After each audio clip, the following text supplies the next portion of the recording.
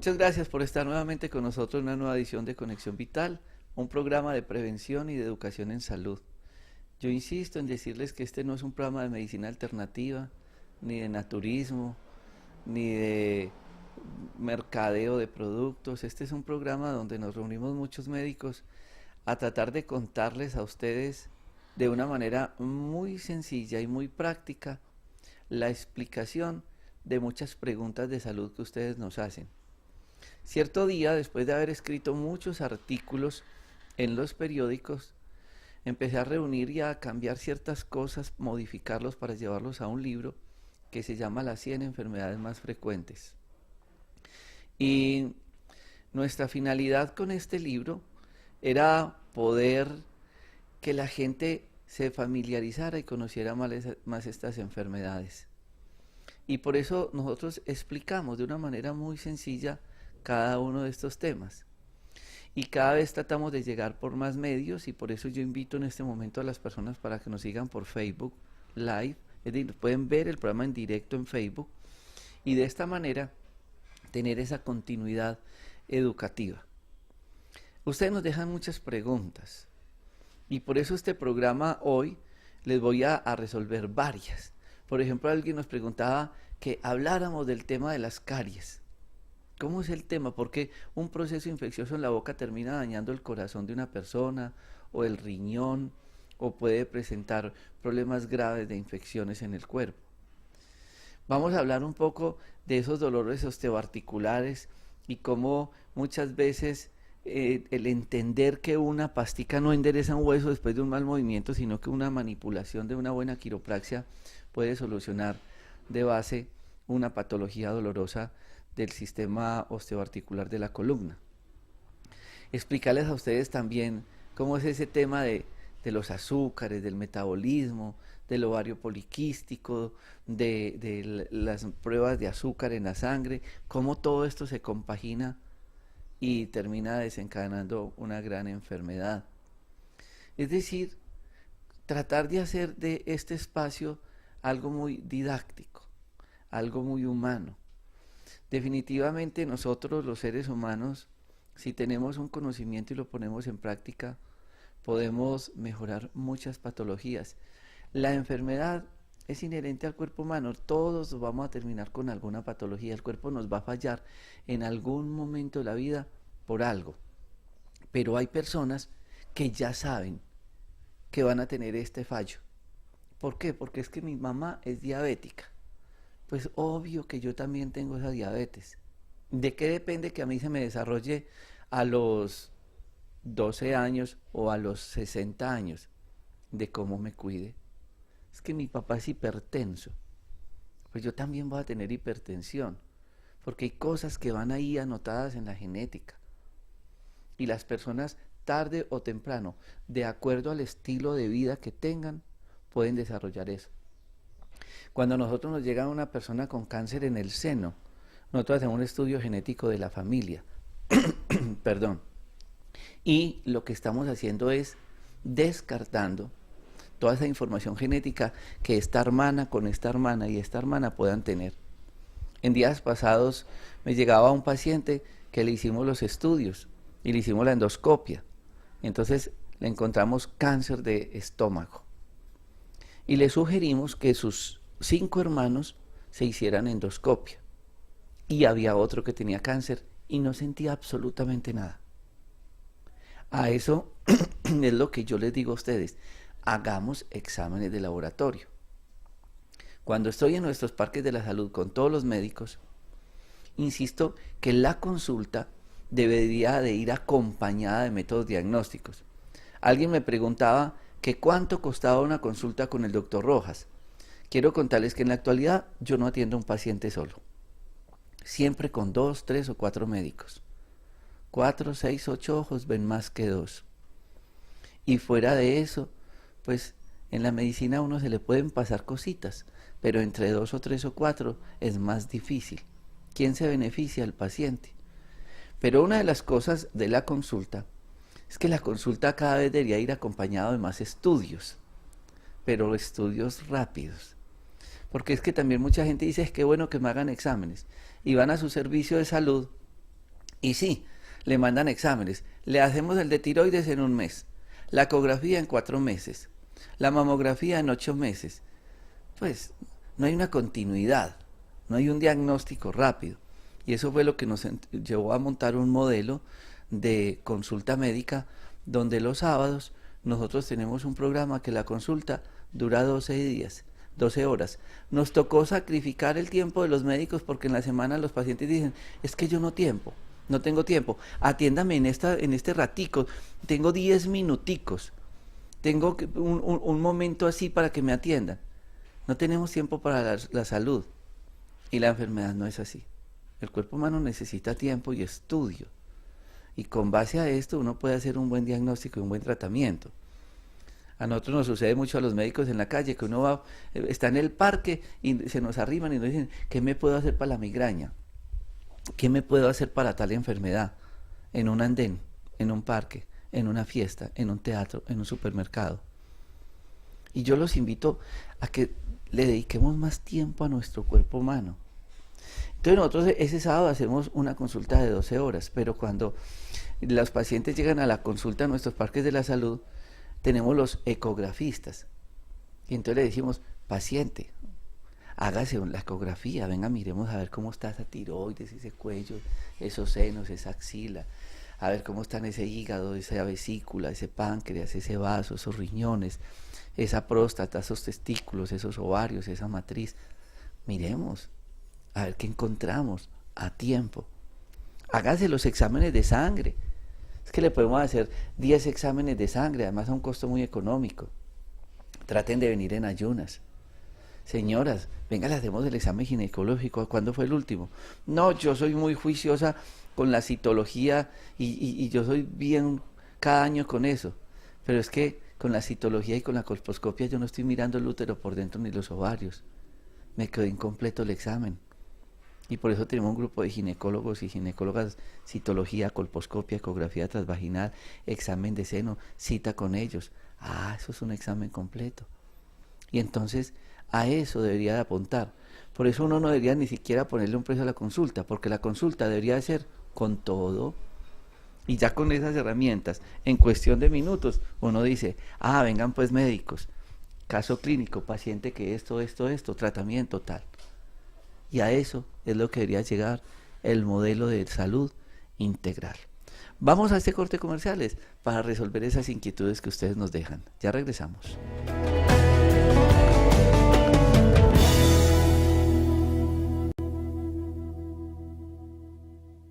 Motivo de consulta frecuente por muchos de ustedes.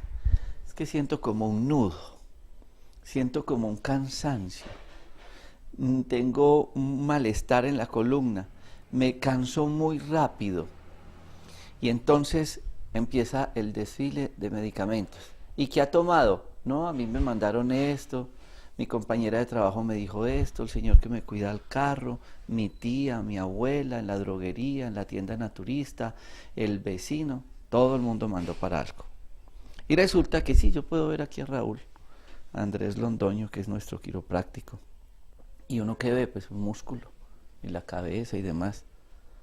Pero yo ¿cómo hago para entender esto? Sin un examen, sin una evaluación. Conozcamos un poco la columna vertebral. Raúl Andrés, gracias por estar con nosotros. Doctor, muy buenos días a las personas que nos acompañan a través del programa. Bueno, primero lo que debemos entender es que la columna es el eje fundamental de la estructura osteomuscular. ¿De acuerdo? De la columna se desprenden todos los nervios que posteriormente llevan neuroestímulos a diferentes áreas del cuerpo, diferentes órganos. Entonces, para que entendamos un poquito esa anatomía de nuestra columna, vamos a empezar comprendiendo que esta es la base del cráneo, la que encontramos acá en la zona occipital, ¿sí? Ahora, nuestras vértebras o nuestra columna está compuesta por 7 vértebras cervicales, que son estas que vemos aquí en color naranja, 12 vértebras dorsales o torácicas, que son todas estas que vamos a encontrar acá a lo largo en la zona torácica, y las vértebras lumbales, que son 5 vértebras lumbales, y posteriormente lo que es el cuerpo coxígeo, ¿sí? Todo lo que es el coxis, compuesto por sus neuroforámenes. Y estos pequeños filamentos amarillos que estamos viendo acá son las raíces nerviosas. Esas vértebras están separadas entre sí por un cuerpo cartilaginoso que llamamos discos vertebrales, que son básicamente unas almohadillas que nos sirven como separadores y su función es amortiguar la presión que se ejerce entre una vértebra y otra, ¿sí? Entonces, debido a las malas posturas, a movimientos inadecuados, a sobreesfuerzos, lo que sucede es que vamos generando unos pequeños desplazamientos, son milimétricos, así como lo estamos viendo acá, se van generando estos pequeños desplazamientos milimétricamente entre una vértebra y otra, pero a lo largo de 12 vértebras dorsales y 7 vértebras cervicales vamos a sumar suficientes grados de inclinación para que luego nuestra columna se vea de esta manera. Y es lo que muchas veces en una radiografía vamos a diagnosticar como una escoliosis, una desviación de columna que a lo largo de mucho tiempo, de muchos años de malas posturas, de esas posiciones inadecuadas en el trabajo, de movimientos inadecuados, se convierte en un daño, en una disfunción neuroestructural. Es lo que llamamos una escoliosis, una rotoescoliosis, posiciones sifósicas de la espalda, y todo está básicamente fundamentado en estas pérdidas de alineación de las vértebras. ¿Qué es lo que hacemos con la quiropraxia? Aquí alrededor, a ambos lados de la columna, nosotros encontramos los músculos paravertebrales, son estos canales largos que encontramos a lo largo de la espalda. Cuando ustedes han podido observar a través de diferentes programas que hacemos unas maniobras de quiropraxia, y quienes nos han acompañado en consulta escuchan que su columna suena, que es lo que mal llaman me sacaron las yucas, ¿sí? Lo que estamos haciendo con esas maniobras es utilizar los músculos paravertebrales para que hagan una presión en estas espinas vertebrales que vemos acá y empiece a hacer esto. Vamos a ir corrigiendo. Vamos a ir empujando con esas maniobras y esas presiones, esas vértebras. Como ustedes pueden ver, cuando yo movilizo desde la espina vertebral, hago un efecto palanca que me moviliza toda la vértebra y se ve reflejado adelante. Entonces, lo que hacemos a lo largo de toda una sesión de quiropraxia es alinear precisamente nuevamente todas esas espinas vertebrales, todas esas vértebras, colocarlas en línea para que finalmente tengamos esas vértebras alineadas, y a lo largo de varias sesiones o de un proceso terapéutico logramos recuperar esa línea de la columna, que es lo que necesitamos. Métodos diagnósticos para antes tocar una columna vertebral. Bueno, lo primero que hacemos es hacer un test isométrico donde miramos más que todo la lateralidad de los hombros, la cadera, las corvas o la parte de atrás de las rodillas que nosotros llamamos, y eso nos permite empezar a evaluar si hay un tipo de desbalanceo a nivel estructural. Pero además de eso, cuando el paciente nos refiere a algún tipo de dolor, algún tipo de adormecimiento en los dedos de las manos, en los dedos de los pies, empezamos a sospechar de una radiculopatía, un pinzamiento nervioso. Muchas personas han oído hablar del famoso ciática o del famoso piriforme. ¿Qué sucede? Esta raíz nerviosa que vemos acá es la raíz del E5S1, y aquí está ilustrado en este modelo que tenemos en color rojo lo que llamamos una hernia discal. Ese pequeño abombamiento del disco, que no es más que un cuadro inflamatorio, pinza el nervio, así como lo estoy haciendo acá. Va a pinzar el nervio ahí, y ese nervio que va a lo largo de toda la pierna empieza a doler, y ustedes sienten un dolor que se encaja acá en el centro del glúteo, de la cadera, y baja hasta la pierna, y dicen que tenemos entumidos los dedos, ¿sí? Ahí estamos hablando ya de una protrusión, estamos hablando de una hernia discal, y de eso se ha venido presentando precisamente por ese daño neuroestructural. Cuando nos encontramos con esto, nos apoyamos en imágenes diagnósticas como la radiografía, como una resonancia magnética, para poder apoyarnos a través del equipo interdisciplinario que tenemos, por ejemplo con el proceso de ozonoterapia, que ha sido un proceso muy asertivo para poder empezar a reparar esos anillos fibrosos que se rompen. El disco como tal está compuesto por unos anillos que comprimen un núcleo que es básicamente líquido. Cuando hay un sobreesfuerzo y se sobrepasa la elasticidad de esos anillos, ellos se rompen, y ahí es donde se genera la hernia.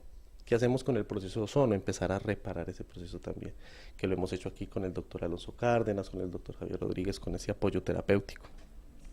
Entonces nos basamos en todas esas imágenes diagnósticas, la radiografía, la resonancia magnética, y a través de un equipo, como lo hemos venido haciendo, pues logramos sacar estos procesos neuroestructurales adelante.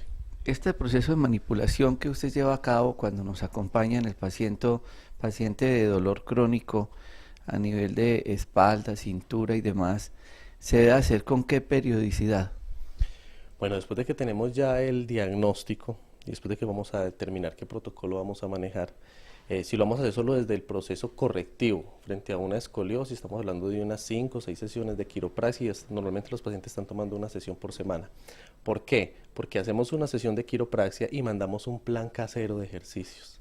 Porque es que no es solo venir y que me hagan traquear la columna como nos dicen, es cómo vamos a mejorar el tono muscular para que esas paredes o esos músculos paravertebrales entren a reemplazar lo que hace la famosa varilla de la cirugía. Y es que ese músculo esté tan tonificado que después de que la columna esté en su línea, se sostenga en esa misma posición. Esta respuesta que acaba el doctor Raúl, yo quiero que ustedes la lleven a su corazón y la reflexionen, porque muchas personas dicen, no, yo fui donde el doctor Raúl y eso no me ha servido. Es que yo no encontré ninguna respuesta.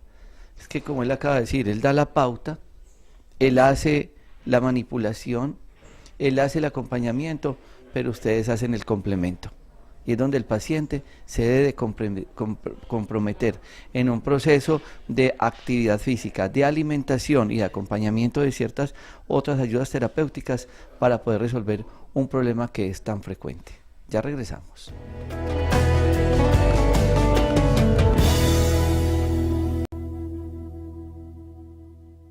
Consultorios como estos son para nosotros básicos en nuestra consulta integral, porque todos los pacientes sugerimos que pasen por mano de los odontólogos y poder mirar qué relación, qué estamos encontrando en su proceso de consulta médica desde la boca con el resto del cuerpo.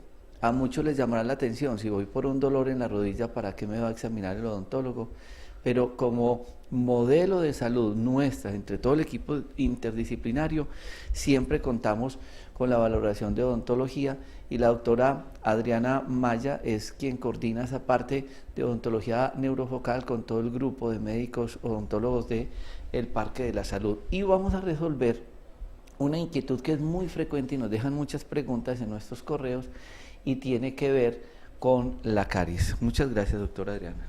Gracias, doctor. Me parece muy interesante que toquemos este tema hoy, que es la parte como básica de la odontología, la caries y de pronto la enfermedad de la encía, y cómo explicar que que es un proceso infeccioso, puede afectar nuestro cuerpo.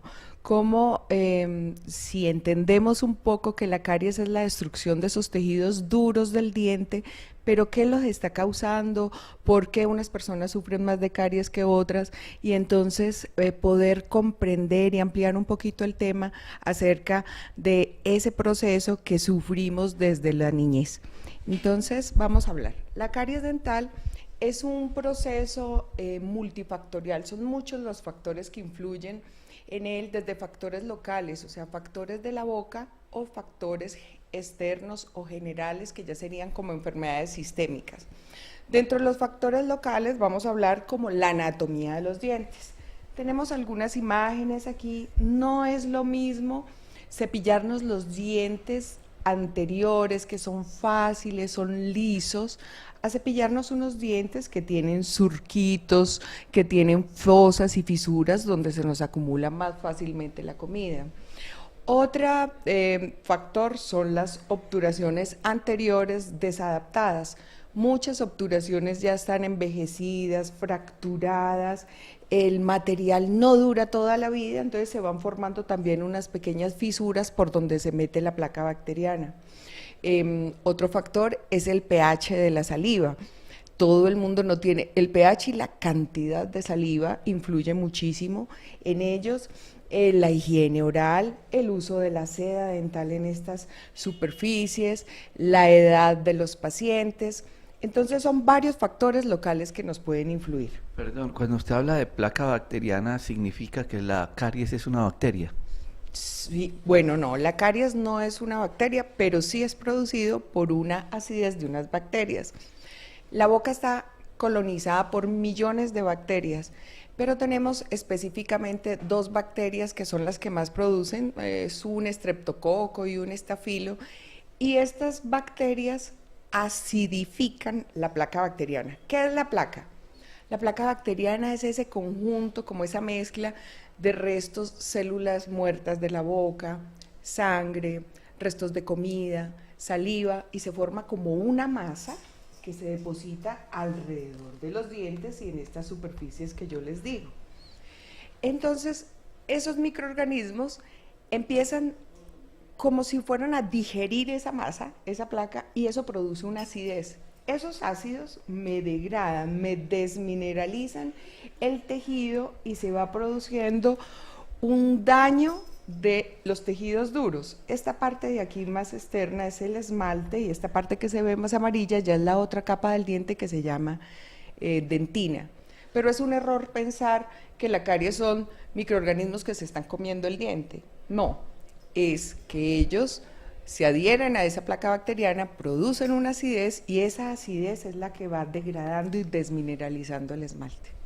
Pero yo me preguntaría, entonces en esta parte ya se colonizó por bacterias. Sí. Aquí ya se perdió la continuidad de que esto ya está conectado con el sistema, con el resto del cuerpo, con un paquete vascular que esto tiene, que es la arteria, el nervio y el sistema linfático y todo. Estas bacterias pueden viajar por el torrente sanguíneo. Por supuesto, es que mira, y resulta también algo muy interesante que los tejidos dentales, este tejido externo es muy duro, es un cristal, incluso es el tejido más duro del cuerpo, más duro que el hueso. Y muchas veces uno va a consulta y uno dice, no, yo tenía una cariecita pequeñita y resulté con una cavidad grandísima. La capa de abajo, que es la dentina, esta amarillenta, es reblandecida, es orgánica. Entonces casi que podríamos decir que la caries es pequeña en la superficie y muy amplia en la parte interna. Y que cuando ustedes destapan se encuentran allá Sí. Ahí destaparon y eso fue lo que encontraron. Eso fue lo que encontramos. Una carie dental puede ser de estos tamaños. Entonces, perfecto, lo que usted dice, doctor, aquí ya se comunica con la pulpa y allí, que es el nervio del diente, que tiene vasos, arterias, parte linfática, y este ya se comunica con el resto del cuerpo. Entonces, allí es donde podemos entender cómo de una caries y un descuido podemos llegar a comprometer la salud por completo del paciente. También existen otros factores que quisiera hablar, un poco la nutrición.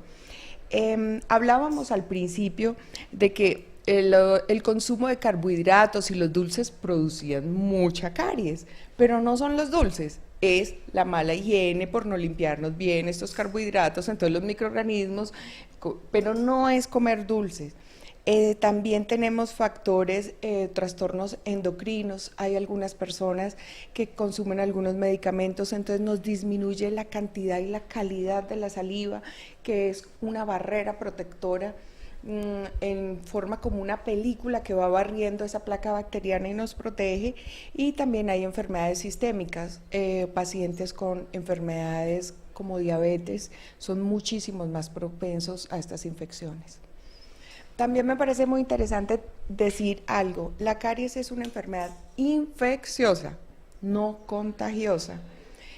Hay personas que consideran que con un beso, con las mamás que comparten el chupo y prueban la comida de los niños y todo, le va a contagiar la caries dental.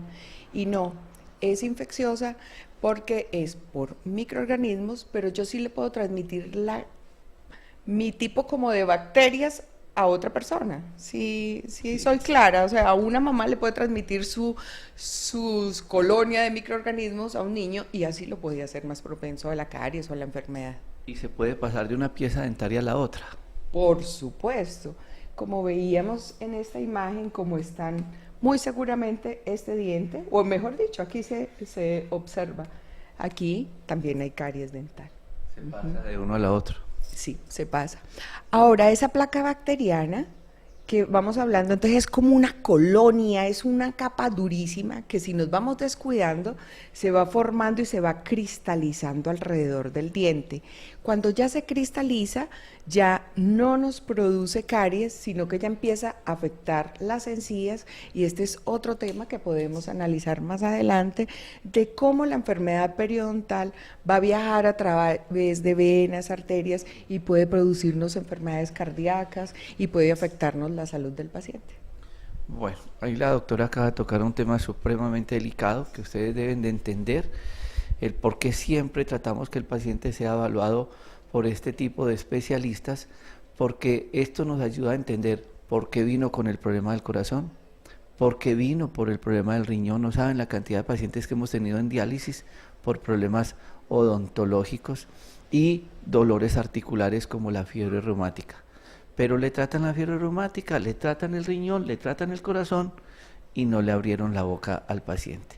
Que sea pues esta una reflexión para que ustedes entiendan que en la consulta médica la boca también entra en esa consulta y debe ser evaluada por el médico. Yo quiero agradecerle a tantas personas que nos siguen día a día en Facebook Live, en todos los medios de comunicación, en todos los canales, en este proceso de educación y de prevención. Vamos a este corte comerciales. Gracias.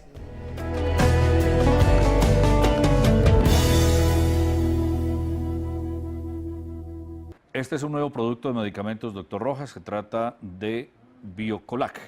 ¿Qué es? El Biocolag es un componente que ayuda en la producción de colágeno de las articulaciones, del cartílago en procesos degenerativos osteoarticulares, mejora el colágeno de la piel, mejora los procesos de rejuvenecimiento. Es un colágeno que definitivamente necesita el cuerpo humano. Biocolag, un producto de medicamentos Dr. Rojas en las principales tiendas naturistas de todo el país. Medicamentos Dr. Rojas. Transformamos los nutrientes de la naturaleza en el complemento ideal para tu salud. Aloe vera, mangostino, piña y tamarindo dan a Sacrotin su poder natural, generando una película protectora, dando solución a los problemas gástricos, convirtiéndose en el complemento ideal contra todas las enfermedades del aparato digestivo. Gastritis, úlceras, colitis y más tienen solución con Sacrotin. De medicamentos Dr. Rojas, la alternativa más saludable.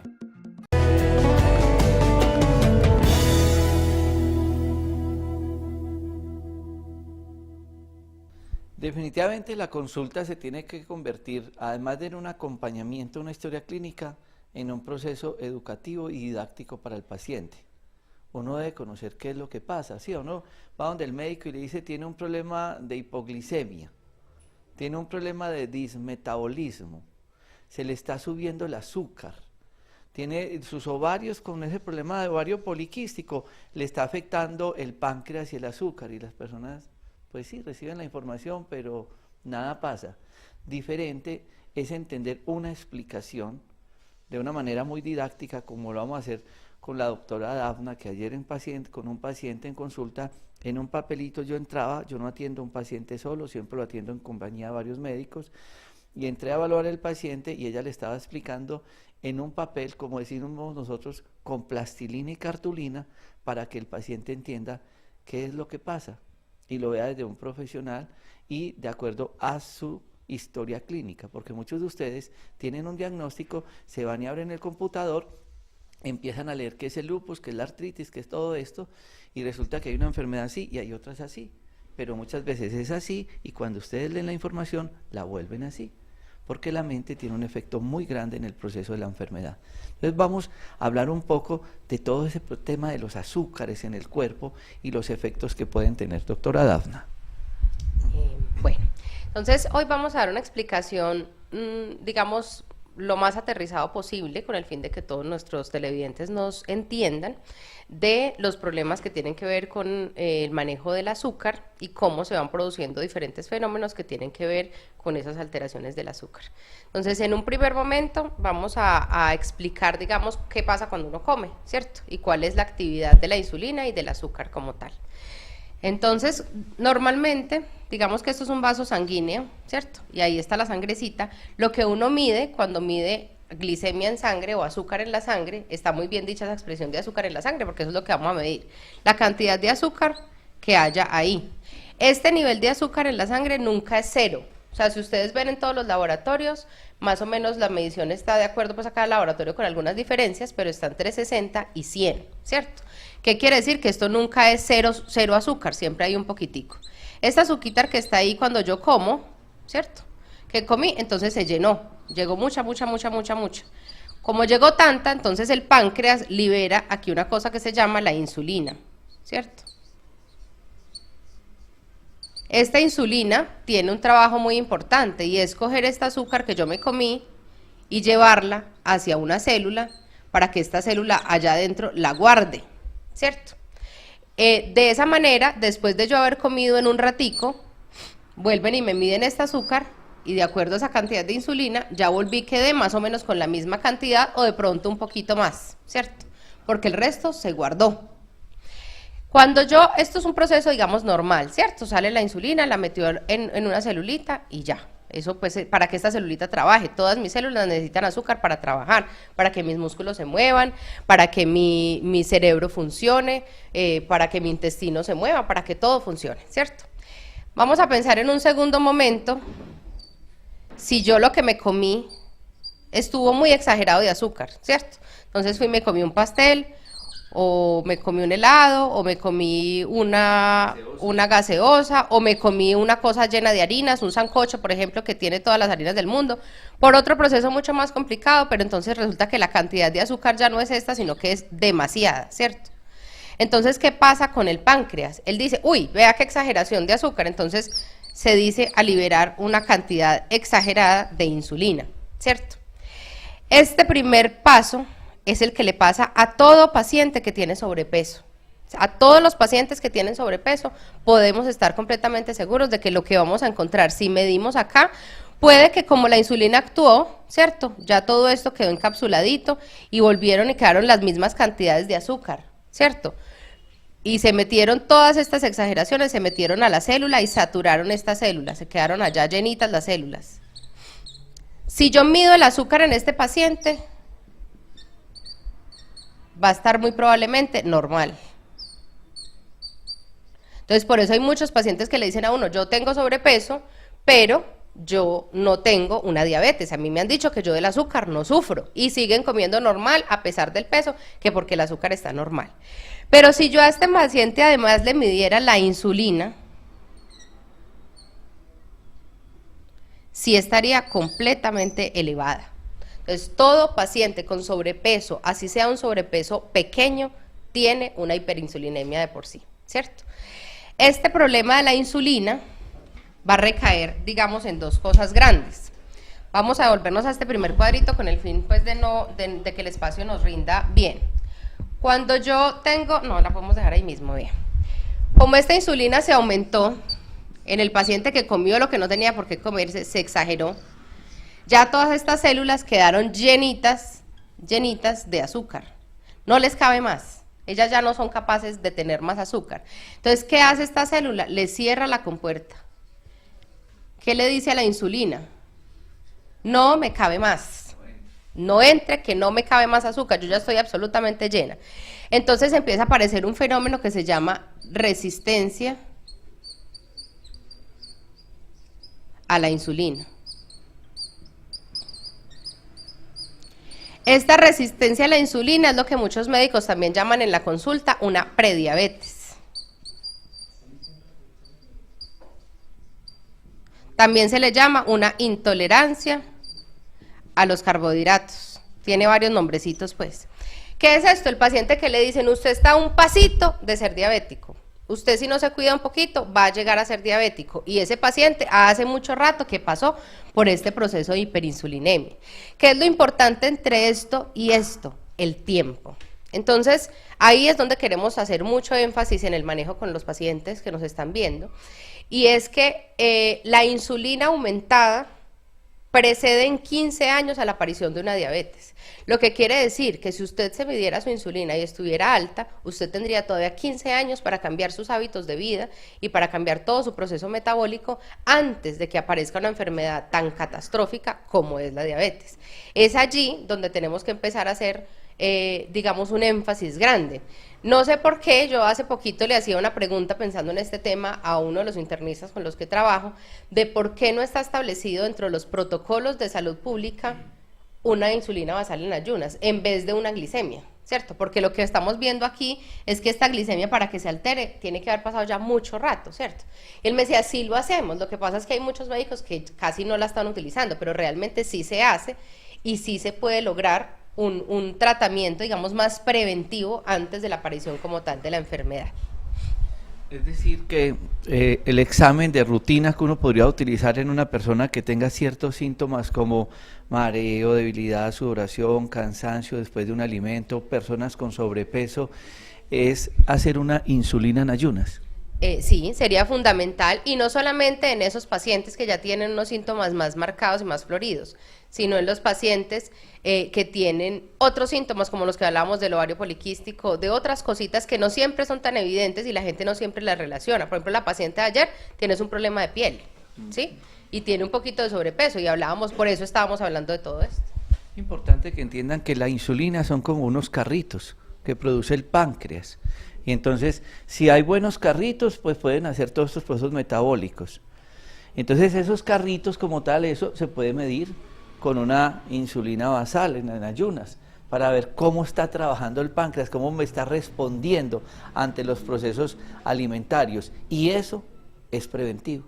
Y eso es lo que nos permite a nosotros iniciar un proceso terapéutico. Vamos a ir a este corte de comerciales para que hablemos de otro examen que es importante que ustedes conozcan, que es la hemoglobina glicosilada, y hablar de ciertos casos clínicos en compañía ya del resto de médicos. Ya regresamos.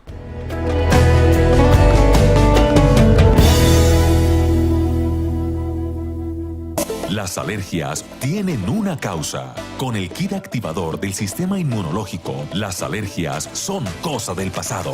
Gracias a la acción de la echinacea, activa de manera natural tus defensas. Y Úrtica combate las afecciones y alergias de diversos orígenes. Fortalezca sus defensas con el kit activador del sistema inmunológico de la línea homeopática de medicamentos Dr. Rojas, la alternativa más saludable. Semillas de chía, espirulina, amaranto, moringa y quinoa. Todo esto y más lo contiene Vitamin, proteína vegetal orgánica que suple la necesidad energética diaria y mejora la masa muscular. Libre de lactosa, libre de gluten, libre de soya, libre de glutamato monosódico, ideal para todo tipo de personas. Vitamin, de medicamentos Dr. Rojas, la alternativa más.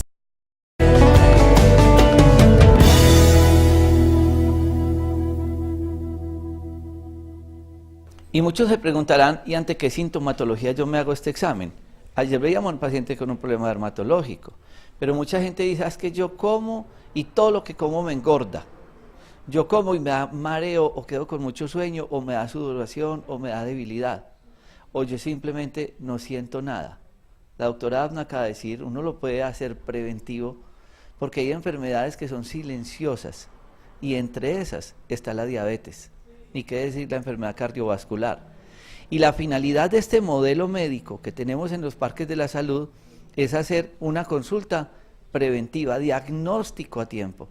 Y por eso tratamos que cuando viene la consulta se hagan la ecografía, se hagan los exámenes de sangre, se hagan los exámenes ginecológicos, todas las ayudas diagnósticas, porque esto es lo que nos va a permitir a nosotros evitar que ustedes lleguen a la enfermedad. Exámenes que continuamos y entender toda esta explicación, doctora Dafna. Bueno, entonces, como estábamos diciendo antes del corte de comerciales, aquí estamos hablando de una resistencia que se hace a la insulina porque las celulitas ya están llenas, ¿cierto? Otro fenómeno que nos faltó explicar ahorita, que me parece muy importante hablar de él, es la hipoglicemia. Me equivoqué. ¿Qué es importante aquí? Cuando se me aumenta mucho la insulina, a veces la insulina se exagera en el trabajo y mete más de la cuenta. Entonces, en vez de haberme quedado un poquito aquí de azúcar, me queda demasiado poquita, ¿cierto? Por eso el paciente hipoglicémico, si ustedes ven cómo se maneja igual que un diabético, que hay que quitarle los dulces y que hay que ponerlo a comer poquito, pero cada ratico, con el fin de que cuando yo coma, la descarga de insulina sea bajita y yo no pase a los problemas de hipoglicemia. Por eso muchos pacientes que van a debutar en un futuro con una diabetes en algún momento fueron hipoglicémicos. Después de que se produjo esta prediabetes o esta intolerancia a la insulina o resistencia a la insulina, el siguiente fenómeno es una falla pancreática. ¿Qué quiere decir eso? Que ese páncreas que estaba produciendo esta cantidad exagerada de insulina se cansa de trabajar y en un futuro ya no me va a producir la misma cantidad. Por eso es que el paciente diabético, cuando ya tiene una falla pancreática grande y ya se agotaron los tratamientos con metforminas, glibenclamidas, lindagliptinas, etcétera, todos los medicamentos orales que aumentan esta función del páncreas, ¿qué toca ponerles? Insulina por fuera, ¿cierto? Entonces, ese es el paciente que termina siendo insulino requiriente, perdón. Este azúcar, cuando no está, ya tiene dónde meterse, ya no tiene dónde meterse porque está absolutamente llena toda la celulita, la insulina empieza a guardarla en lugares extraños, inapropiados, que son principalmente los más fáciles de medir para nosotros, en la hemoglobina y en los ovarios en las mujeres. Son los dos sitios donde uno ve que hay más acúmulo. Esa hemoglobina, ¿sí? Se hace un proceso, ¿sí? Está en el glóbulo rojo y es la que está encargada de llevar el oxígeno a todos nuestros sitios en el cuerpo, ¿cierto? Esa hemoglobina es así como una lentejita, no me marca bien, ¿cierto? Y ella tiene la capacidad como de doblarse en ciertos puntos y de meterse hasta los puntos más pequeños en nuestro cuerpo.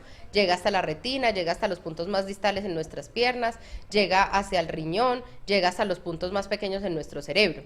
Cuando ella se llena de azúcar, que es un proceso que se llama la glicación de la hemoglobina, ¿cierto? Pierde la capacidad de doblarse. Entonces, esa hemoglobina cuando está llena así, yo la puedo medir en sangre, se llama una hemoglobina glicosilada. ¿Qué nos permite? No saber el paciente qué comió ayer y cómo le salió la glicemia de hoy. Nos permite saber más o menos en 3 meses anteriores cómo ha estado los balances de azúcar en el cuerpo de ese paciente. Por eso ese sí se volvió un examen que se manda prácticamente en todos los controles de los pacientes diabéticos, para que me permitan tener como un control de tiempo atrás. Además, cuando ya hice 3 meses es porque el glóbulo rojo dura eso, más o menos 3 meses, él se muere, es decir, que él ya tiene la información. Casi que uno puede decir que ese examen de hemoglobina glicosilada le está diciendo a uno cómo se ha comportado ese azúcar durante 120 días. Y la otra cosa importante de entender esa glicación de la hemoglobina y de por qué la diabetes es una enfermedad sistémica y por qué tenemos que ser tan preventivos en ella, es que ese principio de la hemoglobina glicosilada y de que está llena de azúcar y que ya no se puede doblar, es lo que da muchas de las patologías graves finales del paciente diabético. Entonces, ¿qué le pasa al paciente diabético? Se va quedando ciego. ¿Por qué? Porque no llega buena oxigenación a esa retina. ¿Qué le pasa al paciente diabético? Va haciendo falla renal. ¿Por qué? Porque no le llega una buena oxigenación a ese riñón. Le va pasando los problemas de vasculatura periférica que terminan en amputaciones y en cosas de ese tipo. Entonces, bueno, y las demencias y que el resto de cosas pues que se pueden producir, ¿cierto? De accidentes cerebrovasculares pequeños o de microangiopatía se llama eso. Entonces, mire que este fenómeno tan pequeñito es una cascada pues que desencadena una gran cantidad de alteraciones sistémicas y por eso la diabetes es una enfermedad de todo el cuerpo. El problema no está en el páncreas, está en todo el cuerpo. Y el pie diabético, las úlceras y demás. Y entonces el ovario, ¿qué papel juega? El ovario poliquístico, que lo estamos diagnosticando cada vez más. Bueno, el ovario es otro de los sitios donde la insulina, embalada con ese azúcar, porque ya no sabe qué hacer con ella, guarda lo que no tiene por qué guardar, ¿cierto? Entonces la guarda en el ovario. El ovario tiene una hipercaptación de azúcar en algunos momentos. Es un fenómeno pues muy complicado de explicar, ya lo hemos explicado más o menos en otros programas, pero así a grandes rasgos es un aumento de la captación de azúcares dentro del ovario que produce pequeños quistes. Esos quistes no son quistes que necesiten operarse ni nada por el estilo, sino que son unos quistes que impiden la funcionalidad normal del ovario y sobre todo que llegue a una maduración normal de sus ovocitos, ¿cierto? Entonces eso va produciendo una cascada también de muchas alteraciones hormonales que van pasando desde el hirsutismo, que es salir, digamos, vello facial o aumento del vello púbico en las mujeres, el acné, el aumento de peso, caída del cabello, cambios en las emociones, digamos, disminución de la libido sexual. Bueno, produce un número grande de síntomas, eso sí, generalmente muy marcados y muy fáciles de identificar para las mujeres. También están las alteraciones como tal del ciclo menstrual, pero todas tienen que ver porque disminuye la función normal de la producción hormonal del ovario por esa cantidad de quistecitos pequeños que se van produciendo allí. Como ustedes pueden ver, estamos enfrentados ante una situación grave de una enfermedad silenciosa que muchas veces no se estudia.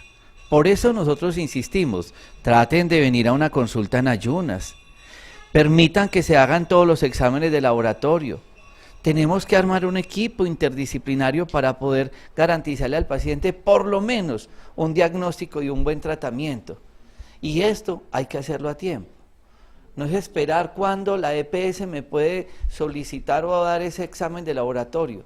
Y por eso nosotros nos hemos unido tantos médicos en nuestros parques de la salud para tratar con todos esos especialistas de hacer un proceso ágil, rápido y hacer un proceso educativo. Muchas veces en consulta no alcanzamos a hacer esto, pero por eso tenemos la oportunidad de hacerlo a través de estos medios de comunicación, en Telecafé, en Telepacífico, en Teleislas, en Cable Max, en NTV y ahora en Facebook, donde nos pueden ver en directo, programas que quedan grabados en YouTube, buscando a Jorge Enrique Rojas Quiseno, y nuestra finalidad es acompañar al paciente, no únicamente en la parte terapéutica, sino en la parte académica. Yo quiero agradecerle a la doctora Dafna Rodríguez Valois y a todo el equipo de médicos que hacen parte de este proyecto de salud y poder seguir en esta labor de salud y de educación. A todos ustedes, muchas gracias.